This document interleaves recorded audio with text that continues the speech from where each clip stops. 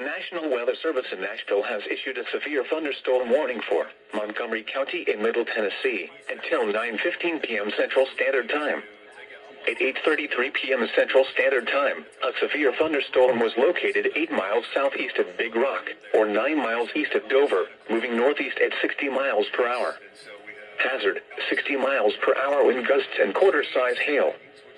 Source, radar indicated. Impact, hail damage to vehicles is expected. Expect wind damage to roofs, siding, and trees. Locations impacted include Clarksville, Palmyra, and Woodlawn.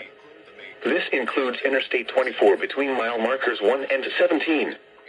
For your protection, move to an interior room on the lowest floor of a building. A tornado watch remains in effect until 1 a.m. Central Standard Time for Middle Tennessee.